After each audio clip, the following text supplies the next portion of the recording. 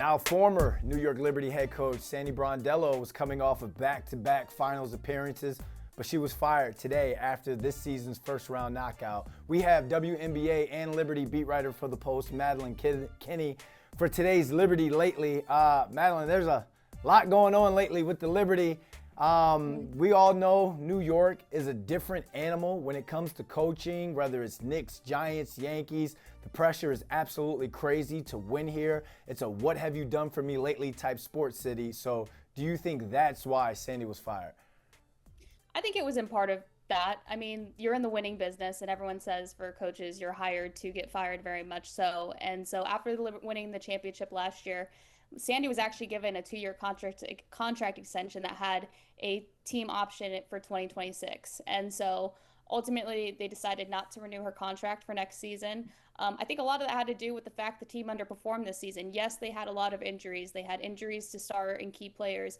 But at the same time, that was a stacked roster, and she just didn't get the most out of what they wanted to with that team. And so I think it came down to the team's overall underperforming. We talked a lot about effort throughout the season, and while you can't coach necessarily heart and make people want to have effort, you also have to find out a way to untap that to some degree. And so I think that there's layers to this. I think it's multifaceted. There's not one game or one moment that you can pin to say that was it. Perhaps, though, I will say maybe game 2, the blowout at home, was the final straw. But I think it was a culmination of things that happened throughout the regular season and heading into the playoffs. And obviously, a first-round exit after winning a title is not a great follow-up. But the news of her getting fired, like that just completely just threw me off. Like I was focused on Jackson Dart becoming the new Giants quarterback 1 this morning, but her being fired. We're talking back-to-back finals and a championship, the most recent championship brought to New York City. But this is New York, so once you win, the bar gets set only higher. So how much pressure do you think that the championship added on her, which sounds crazy to me?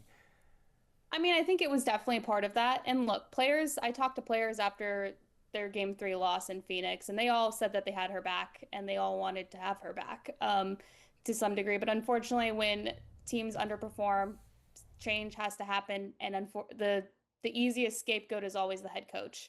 And I think that's just a reality of the situation. I think Sandy's rotations and substitution patterns were at times questionable. I think the fact that she didn't lean on her bench as much as some would have liked to see perhaps was part of the reason as well. But, Sandy, I'm not worried about her. She's such a great coach. She's so well respected in the league. I've never heard a player speak badly about her. So I think that if she wants to continue to keep coaching, she'll be picked up elsewhere in a really quick. But if players were willing to go to bat for her, why wasn't she given more patience?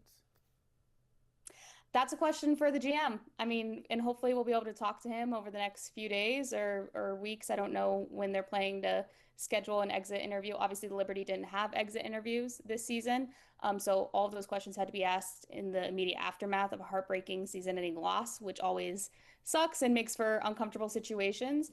But that was just the reality of the situation. And, hopefully we'll be able to ask Jonathan Kolb for some answers and kind of get a better idea. I think, it kind of, like I've said, there's a few reasons to why they ultimately settled on this decision, but hopefully we'll be able to get a more clear answer from him in a few days or so. Do you have an initial short list on who could be the next hire? Who's the next hire to fire, I guess? Maybe like the most immediate option or name that came to mind was Liberty assistant coach Sonia Rahman. She has NBA experience. She was on Taylor Jenkins' staff in Memphis for 4 years. She was the head coach at MIT for a long time and is the winningest coach there. So she's somebody that came to mind. She was brought on as kind of like an co-offensive coordinator, co-special team coordinator for the Liberty this season. Other people that I've heard is Fever assistant Brianne January, maybe even Baylor coach Nikki Collin. There's a few other names that are in the mix, but those are just some of the 3 that are on top of my mind. Final thought, Maddie, if you were to sum up the Liberty season, how would you sum it up? I think overall it was disappointing. Like you had all this hype and heading into the season, you guys were the reigning champions. Everyone talked about how excited they were to defend that title. And you start off 9-0, the best start in franchise history. And then we're just average for the rest of the season for the most part. I mean, just some high highs, some low lows, some bad losses, some frustrating moments. Injuries definitely did not help the situation at all. If anything, it made it even more complicated because they didn't have season-ending injuries, which I know this sounds crazy, but when you have a season-ending injury, you can pivot. You can accept, okay, we don't have that player anymore. We got to pivot. We got to figure out another solution. And in the Liberty's case, that wasn't the case. You're just kind of plugging holes until that player comes back. And once they come back, you're relying on everything to just kind of morph back into what it was, chemistry wise and connectivity wise and everything.